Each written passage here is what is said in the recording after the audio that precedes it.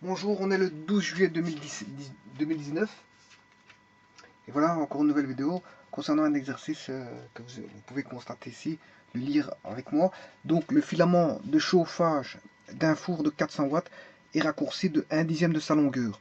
Lors de sa réparation, que deviennent la puissance et l'intensité du courant si la tension d'alimentation est de 220 volts. Voilà. Donc le filament de chauffage d'un four de 400 watts est raccourci. Donc on a une résistance, si vous voulez, filament de chauffage, c'est une résistance électrique qui va permettre au four de faire sa chauffe. Voilà, donc on a à l'intérieur un filament de chauffage. Voilà. C'est peut-être une résistance bobinée comme ceci. Voilà, il y a différents types de résistance. Le but c'est pas voir tous les types de résistance qui existent. Voilà, mais sachant qu'il a 400 watts. Ça peut être des résistances bodinées ou des résistances comme ceci. Voilà, en plus grosse section, là en plus petite section pour les boudins comme ceci.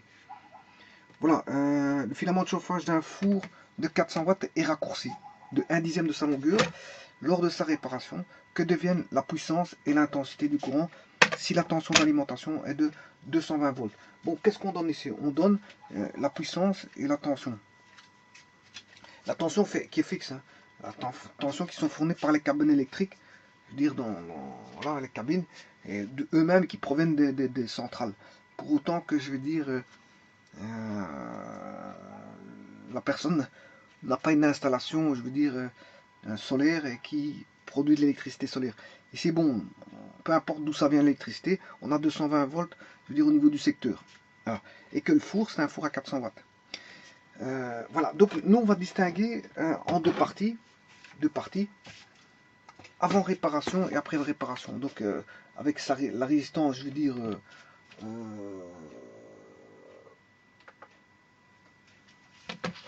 normale et sa résistance coupée. Donc, avant réparation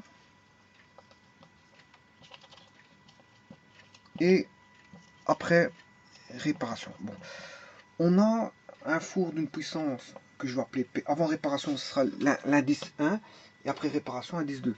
Donc la puissance P1 vaut 400 watts. Que vaut la puissance P2? Ben, on la recherche parce que justement, on demande que deviennent la puissance et l'intensité du courant si la tension d'alimentation est de 220. Donc la puissance va varier et l'intensité aussi. Et ça, vous le savez pourquoi. Pourquoi? Parce qu'on a réduit la résistance. Et donc, quand on réduit la résistance, là j'ai une résistance R1, là j'ai une résistance R2, et là j'ai un courant R1, et là j'ai un courant I2. Voilà. Et il demande quoi? La puissance et l'intensité du courant. Après réparation, bien sûr. Puissance et intensité. Donc, il demande, si vous voulez, P2 et I2. Voilà. Mais tout va se faire en passant par une résistance R2, parce que vous savez très bien que si on coupe une résistance, on considère qu'on a une résistance linéaire. Hein. On a une résistance linéaire. C'est-à-dire que si je coupe la moitié de la longueur, mais j'ai la moitié de la résistance. Si je coupe au tiers, voilà, si je coupe un tiers, mais il me restera 2/3 de la résistance. Si je coupe un quart, il restera 3/4 de la résistance. Voilà. Et donc, vous comprendrez que R2 est raccourci de, ici, on coupe 1/10. Il est raccourci de 1/10. Donc, ça veut dire que je garde 9/10. Donc, la résistance, comme elle est linéaire, mais ça sera 9/10 de R1, si vous voulez. Voilà. Et vous comprendrez que si on raccourcit le fil, ben, elle offre moins de passage au courant électrique. Moins de difficulté au passage du courant électrique. Donc si elle offre moins de difficulté au passage du courant électrique, c'est que le courant il est plus grand. Donc I2 sera plus grand que I1. Et donc fatalement, si le courant de consommation après réparation est plus grand, c'est que la puissance après réparation est plus grande, puisque la puissance c'est P est égal à la puissance en général c'est P est égal à U fois I. Donc pour une tension constante de 220 volts, mais plus vous consommez du courant et plus la puissance sera importante. Donc c'est ça qui fait la consommation de courant la consommation de puissance, c'est votre consommation de courant. Plus vous allez consommer du courant dans les appareillages, et plus la puissance va être comptabilisée. Et bien sûr, au travers d'un compteur, en fonction du temps, vous payerez l'énergie électrique qui vous est fournie par la centrale ou peu importe. Sauf si vous avez une installation solaire, bon là c'est votre propre installation qui produit. Ou vous pouvez avoir une éolienne aussi, hein. Vous pouvez avoir une éolienne qui produit du courant. Voilà, avec tout un montage spécifique pour avoir voilà, le 220. Bon, mais tout ça doit être déclaré, hein. Vous devez déclarer, je veux dire, vos installations électriques, je veux dire, domestiques. Voilà. Donc, vous comprendrez que si, ici, la résistance, elle vaut quoi? Bon, d'abord, voyons les formules de puissance en fonction du courant des grandeurs électriques. Vous voyez que c'est un problème électrique, hein, parce qu'il y a des grandeurs électriques. Les grandeurs électriques que vous rencontrez, c'est puissance, courant, résistance et tension. Voilà les grandeurs électriques, dont celle-ci est fournie par la centrale. Celle-ci résulte d'une consommation au travers d'une résistance qui est un consommateur, et celle-ci sera induite par la consommation de courant au travers d'une tension donnée. Donc autant dire que qu'est-ce qu'on a? Que la puissance P, c'est en fait U fois I. Voilà. Mais c'est aussi U, c'est I, c'est U sur R. Donc la puissance, c'est U carré sur R. Ceci, c'est une loi d'Ohm. Hein. U sur R, c'est la loi d'Ohm, c'est le courant. I, comme on sait bien que U est égal à R fois I, ben, I vaut U sur R. Ça, c'est une loi d'Ohm. Donc P est égal à U carré sur R. Voilà, ça c'est la puissance en fonction de la tension et de la résistance. Maintenant, voyons voir. Ça, c'est la puissance en fonction de la tension et du courant. Là, la puissance en fonction de la tension et de la résistance. Maintenant, voyons voir par rapport au courant. Par rapport au courant, U, c'est R fois I. La loi d'Ohm fois le I ici, ce qui fait R I carré. Voilà. Donc, la puissance, c'est le carré de la tension divisé par la résistance, alors que la puissance, c'est le carré du courant, si on regarde par rapport au courant, fois la résistance. Ici, c'est divisé par la résistance, et là, c'est fois la résistance. Donc, vous voyez que la notion de résistance intervient, la notion de puissance fait intervenir les grandeurs U, R et I. La puissance. Fait intervenir la puissance. Voilà. Donc, ici, on a différentes formules qu'on peut appliquer pour trouver la puissance. Bon, alors ici, je vais rechercher, connaissant la puissance et la tension qui est commune avant réparation et après réparation, elle ne change pas, elle vaut 220 volts.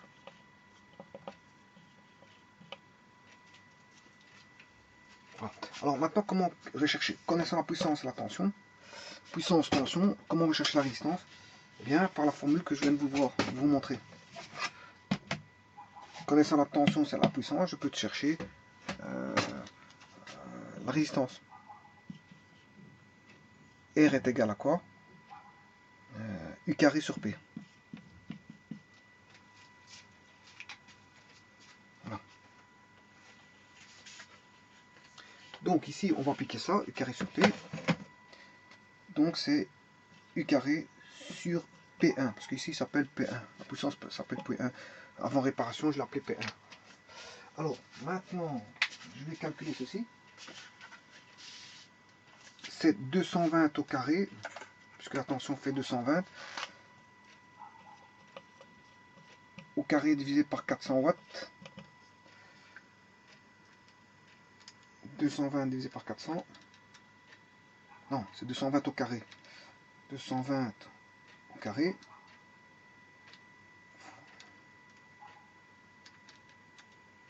Ce qui fait 121 ohms.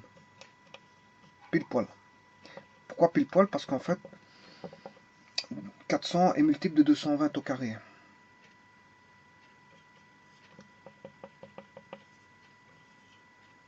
121 ohms.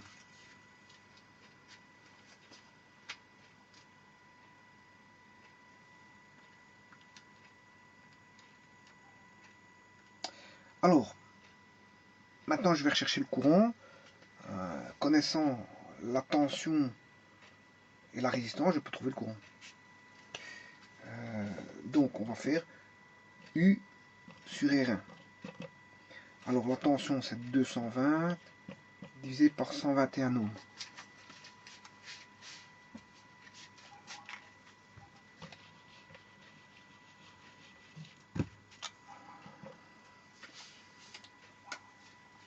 « 220 divisé par 121, c'est 1,81. Mais qu'est-ce qu'on peut se dire? On peut se dire que le 81 est une période qui prouve bien que ceci est bien une fraction. Voilà. Voilà. Donc 220 est divisible par 11, ce qui fait 110. Et là, elle est divisible par 11, ce qui fait... voilà. Non, il y a quelque chose qui ne va pas. 220 divisé par 11, ça fait 20 au 11e. Voilà, et 20 au 11e, c'est 1,81. 81, etc. Bon, le but, c'est pas de vous prouver le... Comment est-ce qu'on appelle ça, la périodicité ici, on s'en fout. Je vous le montrerai le jour où je ferai vous montrerai les fractions, où il y a un nombre toujours périodique derrière la virgule, il y a une périodicité. Elle n'intervient pas tout de suite, pas forcément tout de suite, elle peut intervenir plus loin, mais ici elle intervient tout de suite, 81, elle intervient tout de suite. Alors c'est 1,81 ampères, voilà.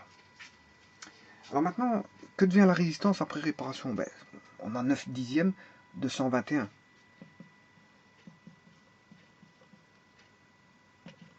Ce qui fait 121 divisé par 10, 1,21 fois 9. Donc je vais le faire par calcul par machine.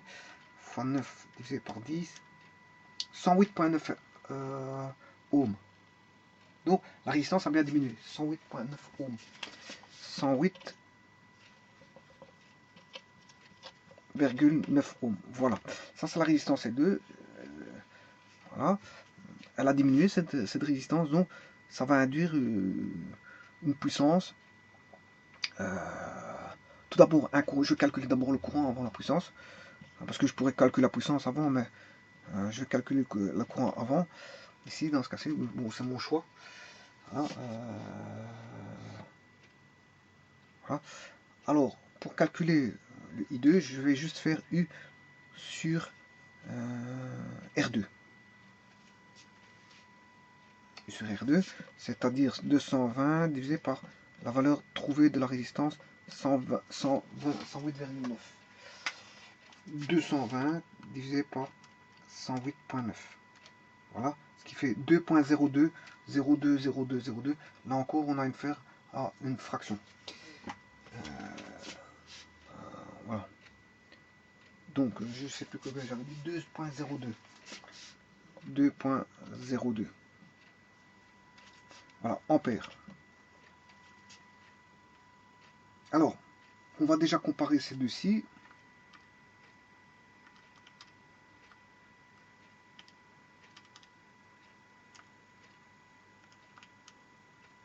Voilà.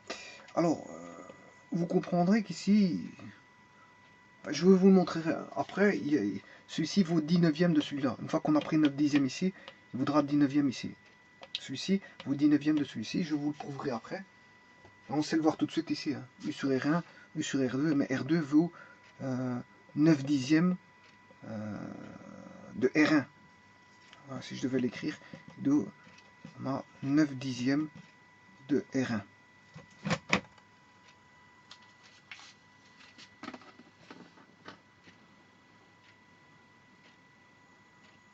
Enfin, on se retrouve avec 9 dixièmes de R1.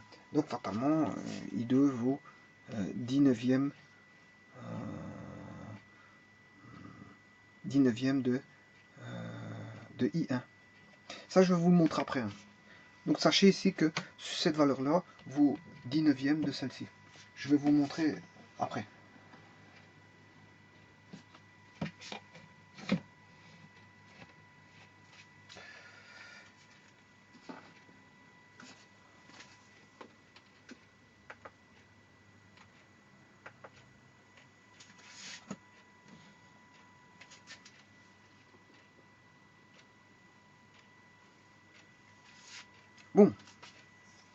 Donc on a trouvé le courant. Ici, je peux trouver la puissance. La puissance, c'est P2 U fois I2. P2 vaudra 220 fois le courant qu'on vient de trouver, 2,02 ampères. Voilà. Et on va retrouver la puissance ici. Ouais, ici, j'ai un mauvais cadrage. On voit plus rien.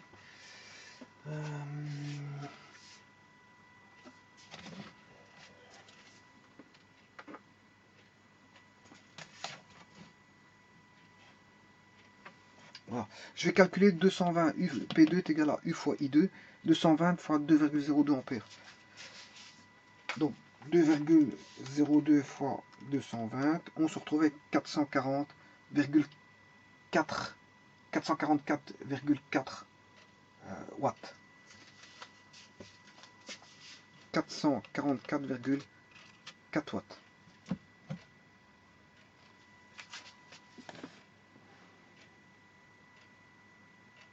Voilà, 444,4 watts ici. Alors que la puissance de départ était de 400 watts. Mais tout ça, je vous l'ai expliqué dès le départ. Hein. Bon, pourquoi la puissance a augmenté? Ben, c'est parce que vous avez raccourci le fil. Et si vous raccourcissez le fil, ben, y a un courant plus important. Hein, parce que y a moins de... Si vous raccourcissez le fil, R égale ρ L sur S, mais la longueur ayant diminué, vous connaissez la formule, la loi de Pouillet, R égale ρ L sur S, la résistance dépend de la résistivité du matériau, de la longueur divisée par la section du fil. Voilà, pour un conducteur. Voilà, et donc si la longueur diminue, ben, la résistance diminue. Et si la résistance diminue, ben, le courant augmente, puisqu'il y a moins de résistance, moins de difficulté au passage du courant dans le conducteur. Donc fatalement, le courant augmente. Si la résistance diminue, le courant augmente. Et c'est ce qui s'est passé ici. On a raccourci le fil de 121 ohms à 108,9 ohms pour se retrouver un courant de 1,81 à 2 ampères. Donc fatalement, on consomme plus de puissance puisqu'on consomme plus de courant. P est égal à U fois I, U étant constant. U étant constant, et bien, la puissance a augmenté de 44 watts en plus par rapport aux 400 watts. Donc on a 44 watts en plus. Alors, ceci étant dit, donc le fait de raccourcir un fil va induire un courant plus important et une puissance de consommation plus importante. Maintenant, ce que je vais faire, c'est de prouver que, tout d'abord, que la puissance P2 vaudra 10 neuvièmes de P1. Parce que j'ai coupé à 9 dixièmes. J'ai coupé à 1 dixième, donc il me restait un 9 dixième. Donc j'aurai 10 neuvièmes. Ceci fait 10 neuvièmes de P1.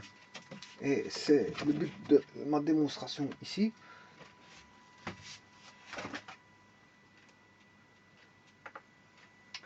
Voilà, je vais démontrer ceci. Alors, pour démontrer que... Je vais démontrer maintenant que P2 vaut 10 neuvièmes de P1. 10 neuvièmes. Et puis je vais généraliser hein, de P1. P2 vaut 10 neuvièmes de P1. P1 valait 400 watts. Si je fais x 10 neuvièmes, je vais retrouver mes 444,4 watts. Bon, faisons le calcul. 400 x 10 divisé par 9.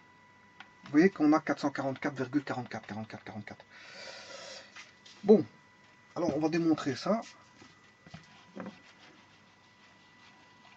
Pour ça, il faut que je parte que P2, c'est quoi? C'est la tension fois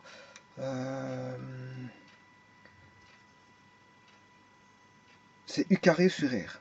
Voilà, on va U carré sur R, mais c'est P2, c'est U carré sur R2. P2, c'est U carré sur R2. Voilà. Donc, ce qui veut dire que c'est U fois U sur R2. Voilà. Mais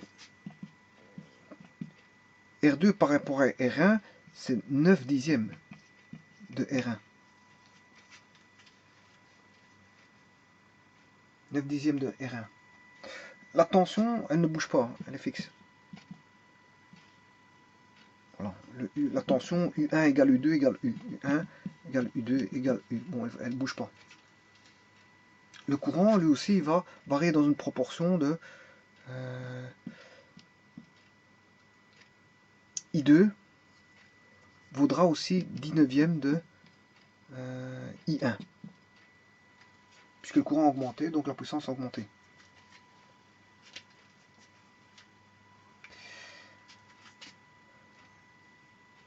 Alors, 9 dixièmes, là j'ai 9 dixièmes, ce qui veut dire que là j'ai P2 est égal à quoi?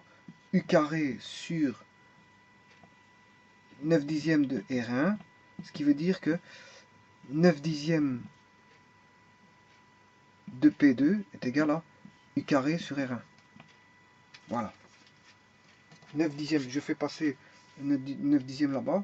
9 dixièmes, ouais, quand il passe de l'autre côté, ça fait 19e, je m'excuse. 19e. Passe de l'autre côté, ça fait 19e.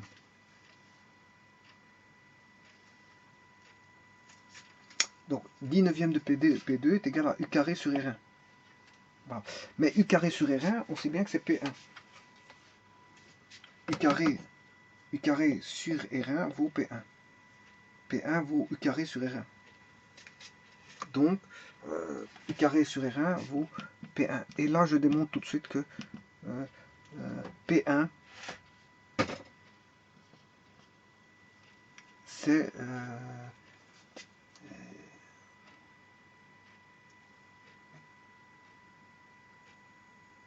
je me suis trompé ici. C'est plutôt 9 dixièmes. 19e, c'est ici. Ouais. Parce que divisé par 9 dixièmes, ça revient à faire fois 19e. Fois 19e, voilà. Ça revient à faire ça. Donc le 9, il va aller là-bas. Et le 10, il va aller là. Donc c'est 9 dixièmes. Donc c'est juste là. Cette fois-ci, on est bon. Voilà. Donc on a bien 9 dixièmes de P2 est égal à P1. 9 dixièmes de P2 égale P1. Voilà. Donc je peux écrire que 9 dixièmes de P2 égale P1. Ce qui veut dire que P1, P2 égale à 19e. P2 égale à 19e de P1. Et voilà, c'est ce qu'il fallait démontrer. Je viens de démontrer ça. Voilà, la tension ne bougeant pas, il n'y a pas de problème. Maintenant, je vais démontrer le fameux I2 égale 19e de I1. Je peux le montrer et démontrer à partir des puissances. Hein. Voilà, je peux le démontrer à partir des puissances. Je vais le faire à partir des puissances. C'est bien plus facile. Enfin, tout est facile, mais enfin, c'est pas ça. Je peux le faire à partir des résistances de la loi d'Ohm. I1 sur R1. Là, je peux le faire à partir de ces deux lois. On le voit tout de suite. Hein. On le voit avec I1 égale U sur R1, I2 égale U sur R2. Donc, ça se voit tout de suite qu'on aura aussi 19e de I1 qui vaut I2. Alors, donc, ici, I1 valait 1,81 ampères. 1,81 fois 19e, vous allez avoir vos fameux 2,02. Ici. Voilà, les 2,02 qu'on a ici. 2,02 ampères. Donc 1,81 fois 19e fait 2,02. Voilà. Alors on va démontrer ça. Je vais partir à partir des puissances. P2 c'est U fois I2 est égal à 19e U fois I1. Donc les tensions étant identiques, par hypothèse, donc on a I2 qui vaut 19e de I1. I2 vaut 19e de I1. Et voilà ce qu'il fallait démontrer. Voilà. Bon, maintenant, je vais faire en sorte de prendre, maintenant qu'on connaît tout ça, on a un fil de résistance donné Rx. Si je coupe Y dixième, alors mes 9 dixièmes provenaient de quoi? Puisque j'ai coupé un dixième, mais il suffit de faire 1 moins 1 dixième. C'est le tout qui vaut 10 dixièmes moins 1 dixième. Et là, on avait 9 dixièmes. Donc si je coupe Y dixième, ben, j'aurai... Le restant vaudra 10 dixièmes moins Y dixième, ce qui fait 1 moins Y sur 10. Voilà ma résistance, qu'est-ce qu'elle vaudra. Fois bien sûr Rx. Rx fois 1 moins Y dixième. Voilà, parce que j'ai coupé ceci. Hein. J'ai coupé Y dixième. Ici, c'est par partie de 10. Hein. J'aurais pu le faire par une autre fraction. Ici, je prends en dixième. Voilà. Donc, je coupe Y dixième, par exemple 2 dixièmes, 3 dixièmes, peu importe. À ce moment-là, la puissance vaudra quoi? Ben, elle vaudra, si je fais 1 moins Y, ce qui fait 10 moins Y sur 10, voilà, là j'aurai 10 sur 10 moins Y, fois P1, connaissant la puissance P1 de départ. Voilà que vaudra la puissance P2 par rapport à la puissance P1, que vaudra le courant I2 par rapport au courant I1, mais la même chose, 10, voilà, fois I1.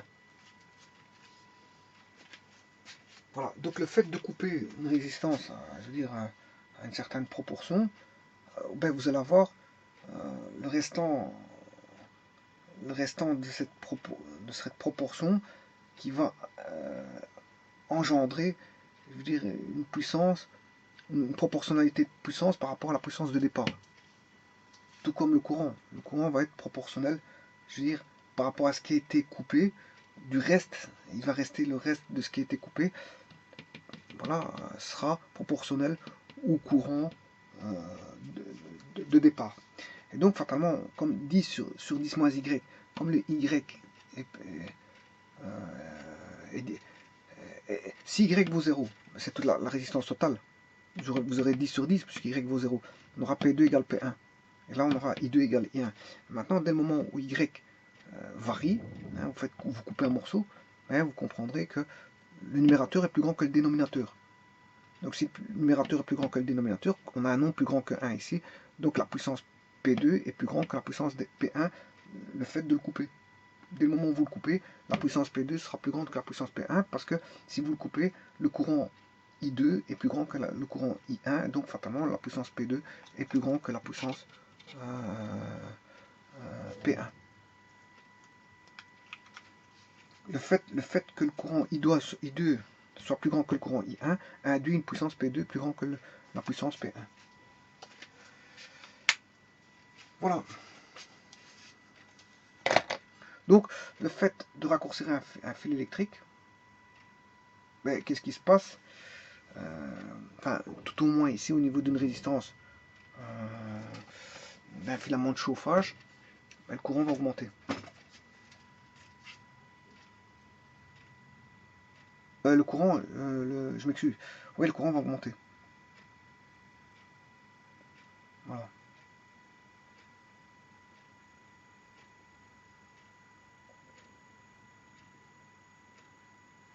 Voilà, je vous remercie.